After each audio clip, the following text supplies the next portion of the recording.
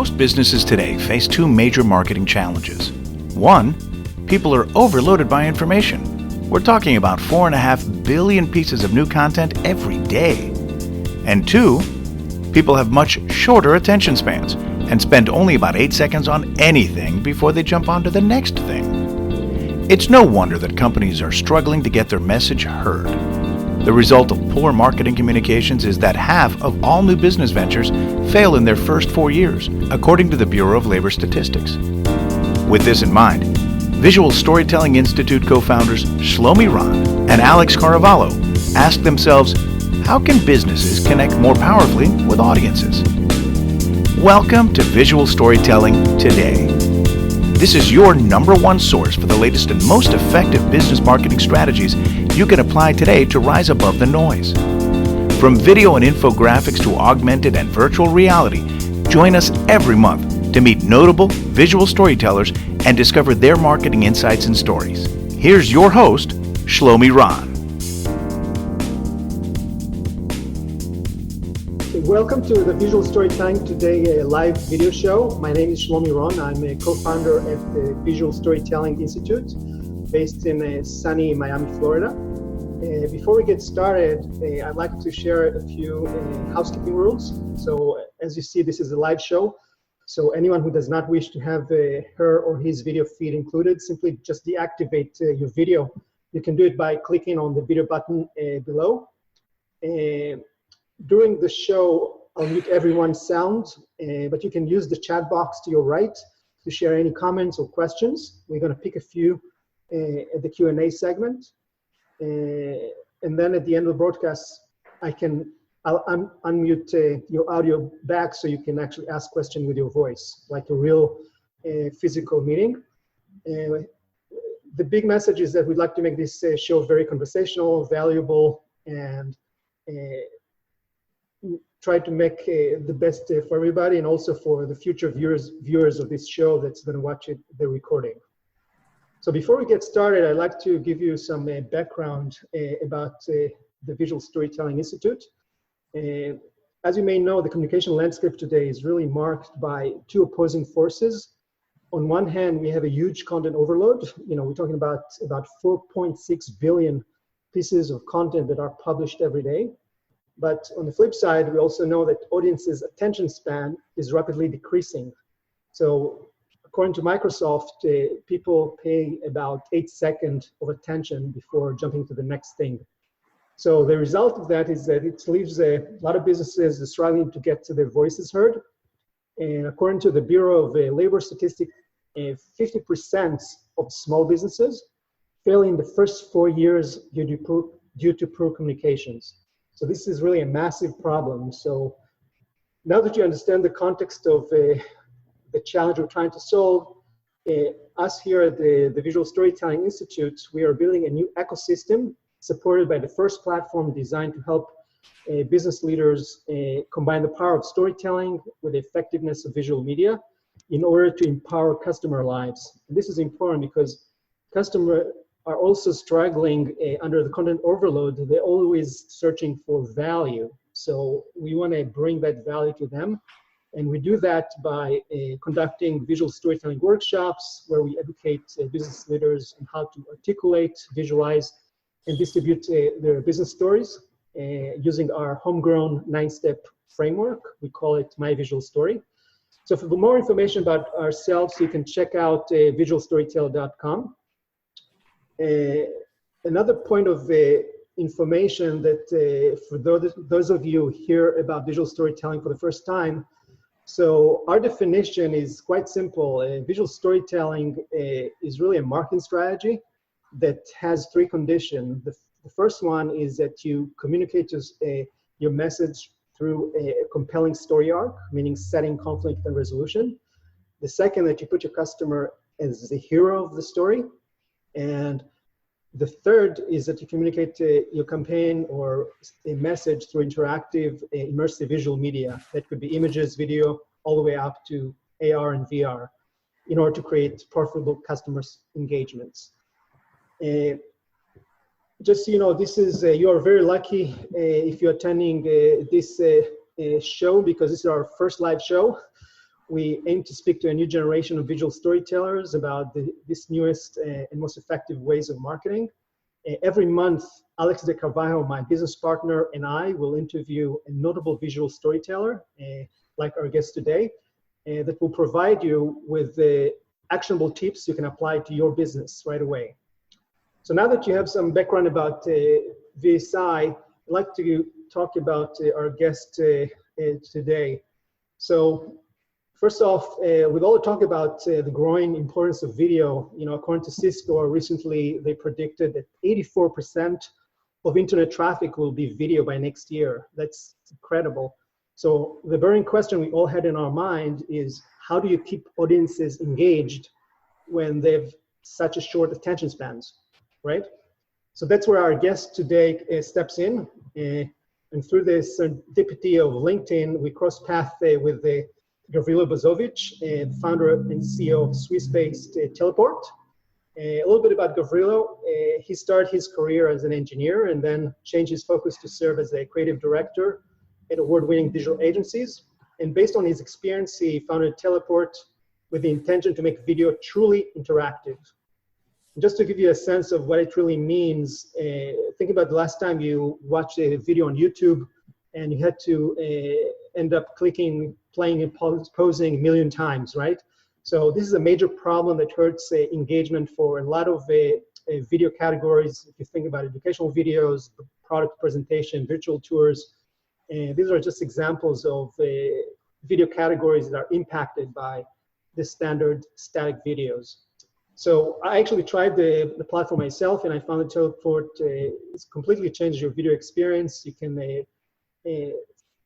fast forward, rewind, and really identify different components embedded within the video. So it's really a unique experience. And according to Teleport latest case studies, they showed that these Teleport videos generate 10x more engagement than standard videos. Teleport received several awards for their work, and what is also remarkable is that Teleport is also the first Swiss startup to participate in 500 startups. This is the celebrated California Accelerator in Silicon Valley. For context, this accelerator picks only 40 companies from around the world. So this is an amazing accomplishment. Great job, Gavrilo. And with that, welcome to the show, Gavrilo. Thanks. Thank you for having me. Excellent. So before we dig deeper into the intricacies of the interactive video, I'd like to ask you, how did you get started with video? What was your backstory? Sure. So I've had an interest in video for a long time. I had started shooting short films with friends when I was a teenager in Switzerland already. Mm-hmm. I didn't imagine that as a job. As you said, I studied as an engineer. I started my career as a consultant in medtech, which is a big field here in Switzerland. Uh-huh. And then I moved on to several other jobs and ended up having leading a digital consultancy. So we were doing custom digital projects, websites, mobile projects for various companies. And in this line of work, several times we had trouble. We wanted to present video in a different way, and we often felt we were limited by the linearity of video. We wanted to give a different experience to our users. Mm-hmm. And what is now Teleport started as a project of that consultancy. We were tasked by university campus here in Switzerland to create a virtual tour of their campus. Cool. Yeah. Sounds like all the great ideas like Facebook started in universities, right? Yeah. Exactly. So that's... The task was kind of challenging because they wanted to present the space, show the campus itself. They wanted to present a lot of tangible information, which would be, what you can study there, what the labs are doing, etc. Uh-huh. They also wanted to communicate on an emotional level, to explain to the prospective students that this is the best place, that they will have the best of times for there, because this is very important when you're young and choosing university. And so that's where we came up with the idea of shooting a walkthrough of the campus, one long video, and make it available as a scrollable video. So the user scrolls as if you were scrolling through a website. You scroll through the video, you move back and forth, and then on top of the image, information pops up, which can be information about labs, information about study programs, but also Instagram pictures of the students and videos of the parties and sports, whatever. So to have a very, very rich visual experience. And so while we were developing that, we realized that it had a much broader potential than just being one virtual tour for one campus. And we decided to spin it off as a separate company. And now we have Teleport. Awesome. Can you tell us a little bit about your experience working with that Silicon Valley 500 startups, you know, especially coming from Europe? It's kind of interesting interplay, I would say. Yeah. Especially coming from Switzerland. Switzerland is not really famous for its startups. So more for banking, right? Yeah, for the banking, for pharma, etc. We've heard, I don't know how many times, so you don't start an IT startup in Switzerland. You can't do it. There is no talent. There's VC money, etc. So we still did. We started the company in Switzerland, and in the fall of last year, we were selected by 500 startups. We were one of 44 companies selected among 1,500 applicants. Oh, wow. Really, really great. And we were able to go for 4 months to the Silicon Valley, where we were coached by the best people in the world in every aspect that makes a startup, be it growth, business development, hiring talent, communication, etc. We had access to the greatest of people. So it was really extremely exhilarating experience. And we also got to see the differences between Europe and the Silicon Valley. Things go I'm sure there's much faster there. Yeah. Very cool. That's awesome. I mean, I'm sure this is we like to call it in storytelling the principle of unlikely combinations, where, especially as you said, coming from Switzerland, where it's thought as a banking or a pharma, and all of a sudden you bring such an amazing innovation. So that's going to shine right through. That's fantastic. I want to move on and kind of dig a little deeper about your actual definition, and also for the benefits of our audience. How do you define interactive video program? Because I know the space has been around for a while. We know different examples. How would you define, and who are the major players in this space? So for me, there are 2 degrees of freedom that can be opened for a video.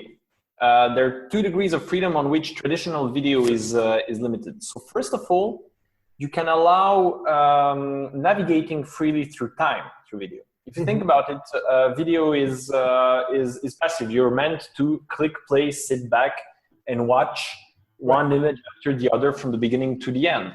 This is one dimension where we can bring interactivity. Why not allow to fast forward, to go backward, to jump, etc. Another level, another degree of freedom is the depth of information. The traditional video will present you one layer of information. If you want to know something more, if you want to get more information about what you're looking at, you can't do it in the video. You have to turn to other sources of information. Well, this is also something that can be added to the video. This is what we're trying to do with Teleport. It's to bring those 2 degrees of freedom to video, to let people navigate freely through video as they want, and to be able to engage more or less depending on their interests. Right. So if we, for example, if we look at the most standard video format on YouTube, you can pretty much, you can add annotation and some interactive elements on top, but the video is fairly static, and there's no markers or labels to guide you if you need to find specific information. Yeah, and you were asking about the major players. So if you Google interactive video, there are lots of companies who do that, but they all do the same thing, which is allowing the introduction of interactive contents on top of regular passive video. Right. Now, this kind of addresses the depth of engagement problem, but putting interactive contents on a fundamentally passive medium does not really make it interactive. It makes it rather awkward, because when you're sitting back and watching a video and suddenly an interactive content pops up on top of the video, what do you need to do? You need to quickly pause the video to be able to interact, and perhaps you'll miss the element, or perhaps it will just come in your way. Right. So for us, adding interactivity on top of video, if you have not made the video itself interactive, is kind of problematic. Interesting. Yeah, in one of my research about preparing for this show, I found that you said in one article, YouTube was created before the smartphone. Today, expectations have changed. So I think that was a fantastic statement. And what do you think is the problem driving this renewed interest in video as a medium for creative storytelling online? So you were mentioning shortened attention spans. I think that's really the core of the problem. The problem that we have with video right now, it's the most created, most consumed medium online. But if you look at user retention curves, these are terrible. So user retention curves measure what percentage of the viewers remain as you go on through the video. And you will have curves where on a 5-minute video, lots of people start watching it, but 50% will have dropped off at the 30-second mark. So this means that the budget that was allocated to producing that video and promoting it is essentially wasted. And it also means that whatever that video communicates is not brought across. I mean, people have seen only the first seconds. And so there is this big mismatch between the fact that we have never created and consumed more video, and that these videos now are failing to reach their audience, which leads to the question, what can we do to improve that? Yeah, to me it looks like, I like to think visually, so I kind of envision this as like an opaque bubble. Each video clip is like opaque bubble where you can't really see the inside of the video. In order to see inside, you need to go through the entire journey to find what you need. And from that perspective, as you said, it makes people, pause, forward, go back, and drop off pretty much. Exactly. One other point of comparison we can make is, you certainly do remember when music was on tapes. And it was extremely tedious to find the track you wanted to listen. You would fast forward and then fast. And basically, this is what video is like. You have a 1-hour-long video on YouTube. There's one particular part you want to watch. What do you do? Click randomly on the timeline during 10 minutes to find it. Yeah, that's amazing. Let me bring it up because, I grew up with this type of video cassettes and tapes. And also for, those audio tapes, there was no, it's not like the CD that you have like tracks where you can actually navigate. It's all buried inside. So that's a fantastic analogy. So just to give our audience a better feel now that understand what interactive video is, they got the definition. Can you give examples of, videos that you find really powerful? So, interactive or not, but video campaigns that I liked a lot. There was in 2013, Liquid 9 company, an agency called Liquid 9 made a video campaign for Wendy's. So the problem was the following. Wendy's was creating a new burger, which was with brioche bread. Now, they were wondering, will people actually order that burger if they're not sure how to pronounce the bread? Because most people in America don't know how it is pronounced. So they made videos where they were presenting the burger and where the actor was explaining you how to pronounce it, but actually he was mispronouncing it. He was mispronouncing it intentionally because they knew that the videos would be presented on social media and people would immediately comment and say, no, it's not like this. It's really presented. Trust me, I speak French, etc. So this, I think, was really, really smart because they didn't think about the video in isolation. They really thought about the ecosystem where the video would be present, and they leveraged this communication, this commenting around the video. So this was one. That's awesome because what you're talking about in our workshops, we typically referred to as highlighting a vulnerability or weakness inside your story. And once your customer or hero express that, it automatically push down the barriers for your audience. They don't see it as a commercial anymore. They empathize much better with the message because they spot something that somebody messed up and they have something to say about it. And as you said, the interaction here that the producer actually came up with, the future interaction with the audience, is what helped probably propel this success of this video. Sure, exactly, yeah. There is another example which I liked, which was actually a source of inspiration when we were developing Teleport. It was a video made by Ibis, the hotels.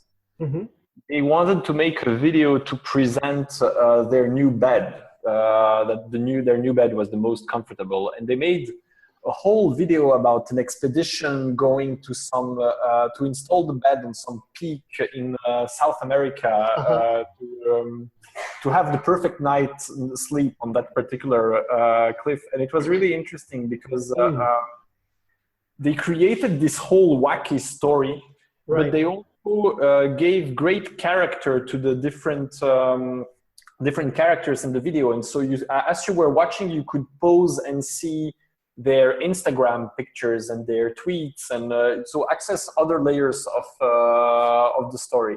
So that's an application we liked.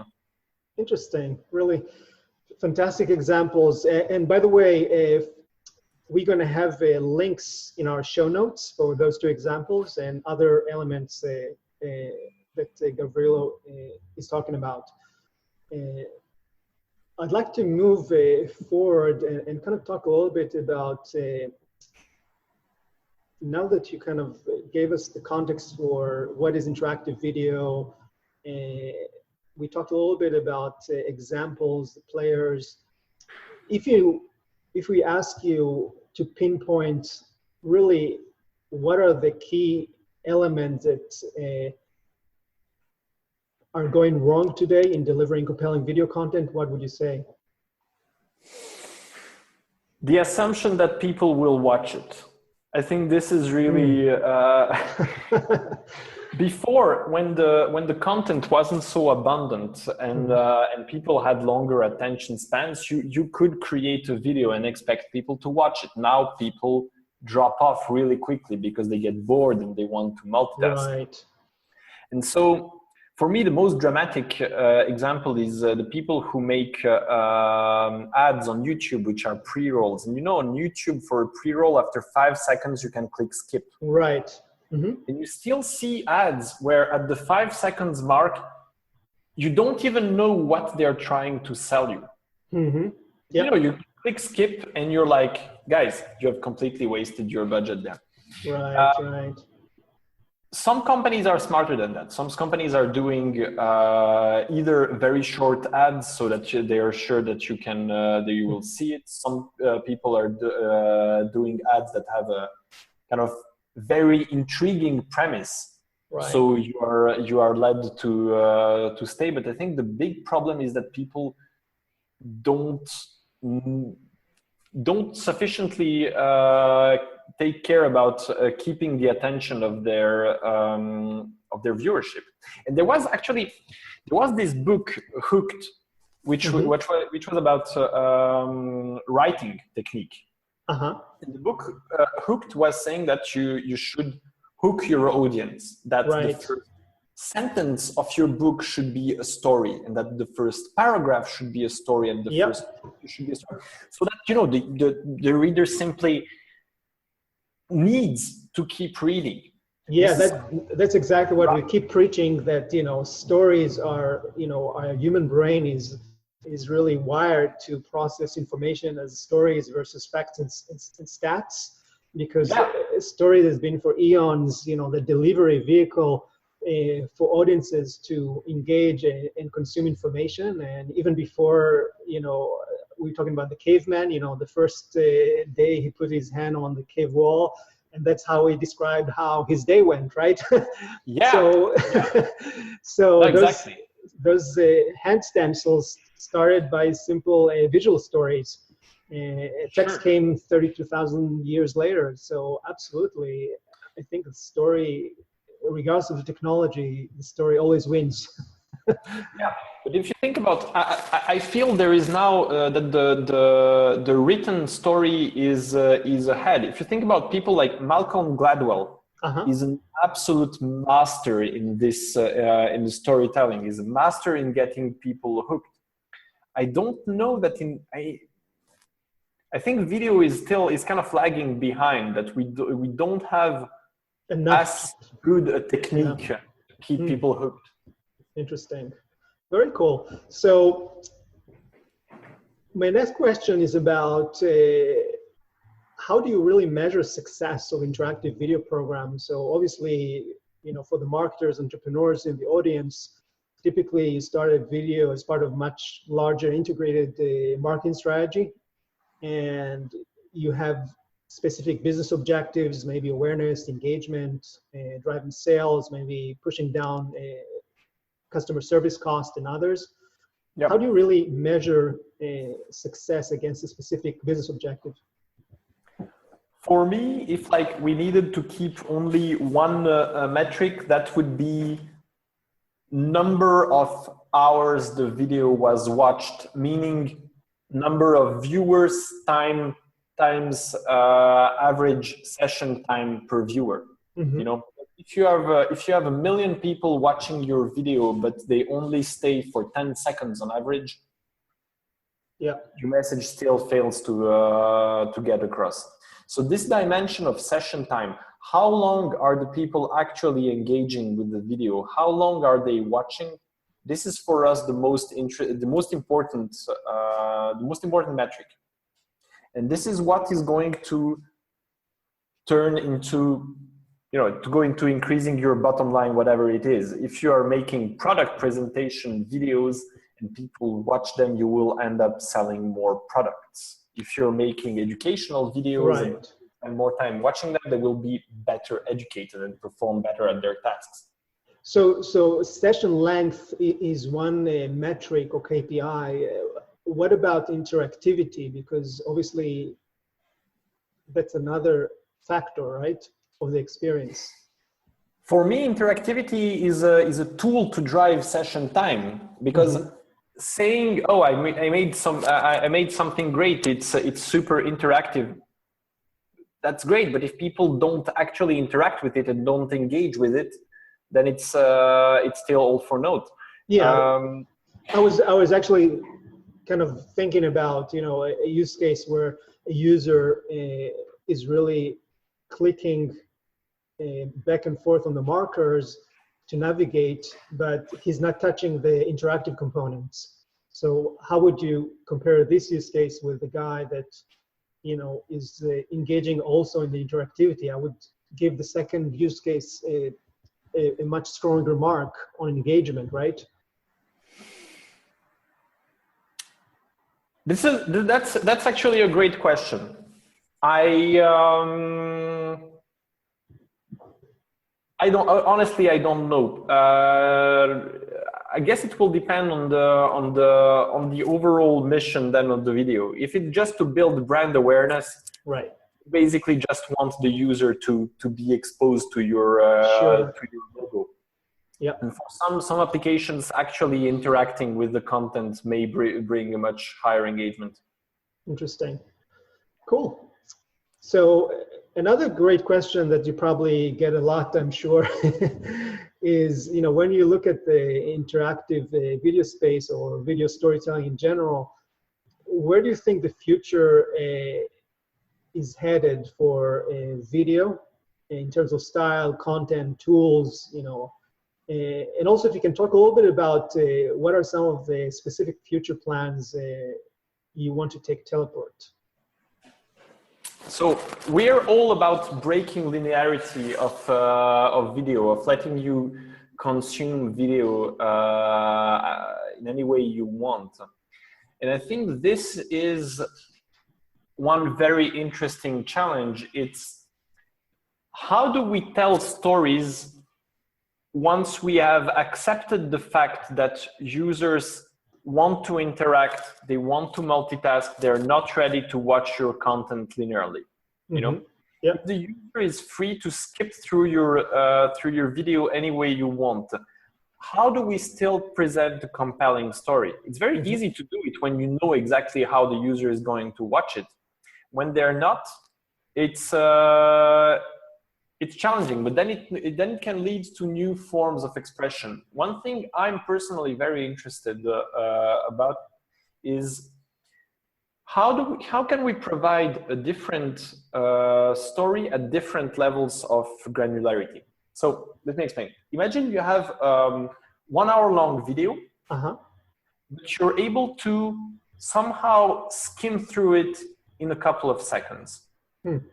How do we still provide a compelling story to the person who skims through it, who fast forwards in a couple of seconds? Right. And how do we build in extra layers of content, of story, if the user stays for a longer time? So you're talking about more how we can compress a video, a narrative into a short time span, but still retain a value. Yeah, sort of. Yeah, exactly. Because if you think your story as people thought about it before, so you create your 1 hour video and you have to watch it from the beginning to the end for the story to be understood. And if a person watches only the 5 first minutes, you have accomplished nothing. Right. How can this person still understand something? How can the person who fast forwards through the movie still understand something else? How can we build different layers of stories so that every experience is interesting in its own right? Yeah, that actually brings another thought that I've been reading, with the emergence of the machine learning. So the ability to create, in this case, video stories that are customized to specific people based on, million variables of behaviors. But the idea is that not only you compress the story, but you also customize it to the interest of the individual. I think that would be huge. Branch out. This is also one thing that's very interesting for us is, if you think about putting information in context on the video, so allowing you to click on one element of a video to branch into another storyline or go to another video entirely, this mission is very close to what the internet was all about, except the internet, HTML was doing that for text. You could highlight a word and use that word to link to another page. Now, for video, it's much more complex because the amount of information to parse in a video is much larger than in a text. But I think we'll see very interesting things now with machine learning about that. It will allow us to create semantic maps of videos. Absolutely. Another kind of a follow-up question to this, when we talk about the future of video, obviously the video, the interactive video experience that you are developing is still sit on the two-dimensional video experience, right? Do you see your technology morph into AR or VR experiences? Possibly. VR is something, so 360 video in general is something we have been experimenting a lot with. Mm-hmm. I have strong reservations about 360 videos, especially because of my interest for storytelling. My concern is that when the viewer has the ability to look anywhere, right, also have the ability to miss everything that's interesting. right. Yeah, and now for a generated medium like video games, I think VR is going to transform them, because in video games it's the essence of going wherever you want and looking at wherever you want. But creating a documentary or a story in a 360 video can lead to kind of, let's say, frustrating experiences where you are watching, but you're actually not watching in the right direction. And then you have to go back to see what you missed. Yeah, actually, I saw a New York Times VR video clip the other day, and one of the ways they kind of resolve that challenge that you're talking about with 360 video is that the camera is actually panning forward to an attention focus. So even though you can, move to other point of interest, the camera in general is closing in on a specific point of interest from the storyteller perspective. So, all right, which is, I guess, it's some sort of a compromise. But I don't know. If I needed to now predict something, I would say that VR certainly has a large role to play, but in niche applications. I don't think VR will replace video. Perhaps we'll get back to that statement in 10 years and laugh about how wrong I was. But right, exactly. And speaking of which, any specific plans for teleport in the near future that? Yeah, so we are developing the platform in general. So we're working a lot on performance optimization to make the image quality as good as possible. And then we are also working a lot on making the teleport creation process as seamless as possible.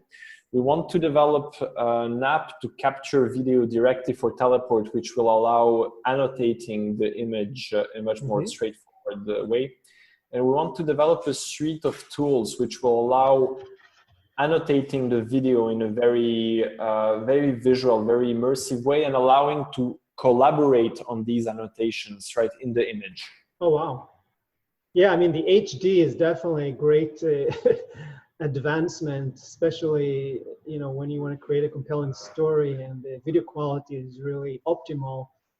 It makes the whole difference. So, no, this is yeah. This has always been a challenge for us, because we needed to develop a new video player and file format for teleport, and data is handled in a very different way. So we had to basically reinvent the wheel, but we're getting there. Got it. So I'd like to finish up. I mean, this has been fantastic information, but we want to make it super actionable for our audience. So if you can think about what would be the top 3 tips for marketers, entrepreneurs who are looking to create an effective video storytelling experience to capture attention of audiences, what would you say? I think the most important thing is you said that that Microsoft study showed that people have an attention span of 8 seconds. The question is, how do you present your company, your product, your service in kind of short time, of a couple of seconds? Right. And one thing you can do is, instead of creating one long video of 15 minutes that people will actually not watch, break it up in tiny pieces and think about how these pieces are going to work together across different media, different channels. Perhaps no one is going to come on your website and watch your 15-minute presentation video. They will see a piece of information on Facebook, a piece in a tweet, a piece on the web, etc., and they will build together the image they have of your company. Right. The biggest challenge is how do you build the communication of your company by taking this into account? So it's really like creating a video from the creation point. You think about planning small pieces of videos that you can actually extract and use them as sort of like a tweet, size components you can syndicate, basically. That's what he's saying, exactly. right? Exactly, yeah. Interesting. Any thoughts about the interactivity itself,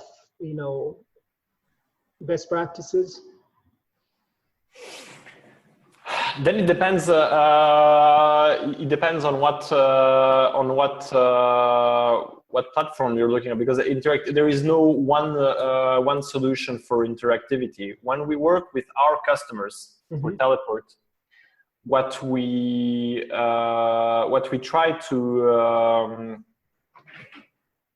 to teach them is how to tell a different story at different speeds. So, for instance, you will see product presentations using Teleport.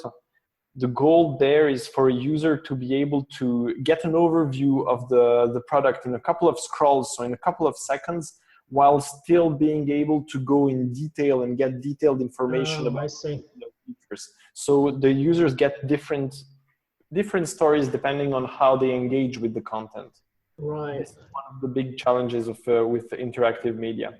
But from your experience doing this for a while now, would you say, are there any certain types of embedded interactive components that work better than the others? No, that really depends on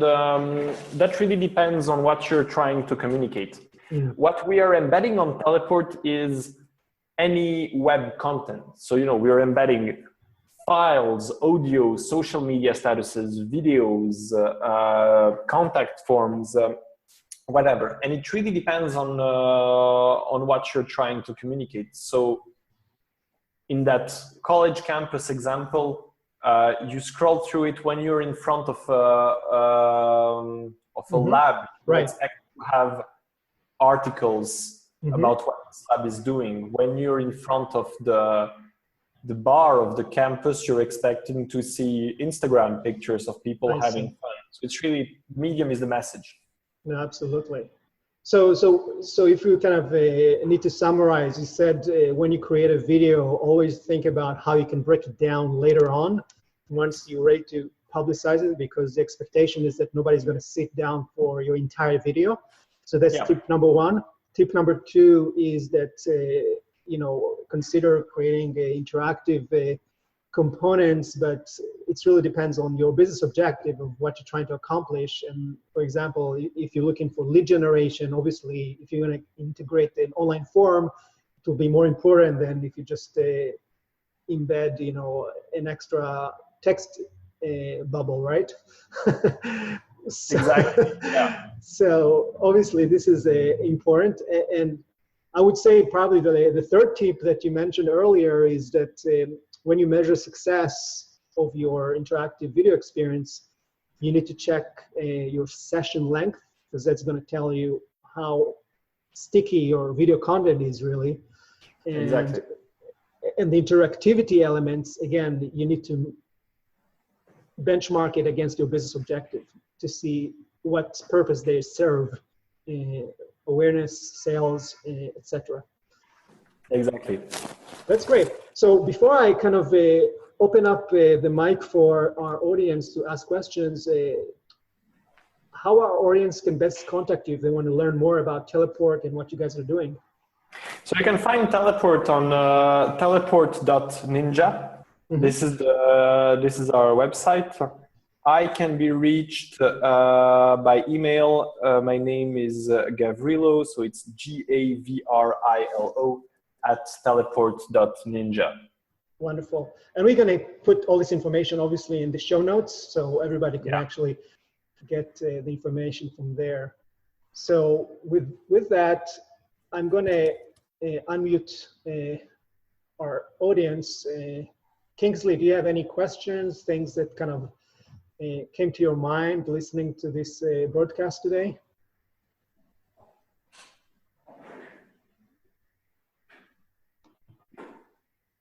Okay, so I think with that, we're probably going to close now, and I would like to invite everybody to check our website, visualstorytell.com. We're going to post the show notes of this broadcast with all the extra information resources that Gavrilo talked about today, from the video examples, his contact information. He also wrote a blog post that's really related to the topic of interactive video we discussed today. So there's much more information there. We're going to include it as part of the show notes. And we hope to see you next month in our next episode of Visual Storytelling Today. Thank you so much, Shlomi. Visual Storytelling Today is recorded in Miami, Florida. The show is published exclusively by Visual Storytelling Institute. Learn more at visualstorytell.com. You can subscribe to this podcast on the iTunes Store. Until next time, don't let your big story wait to be told.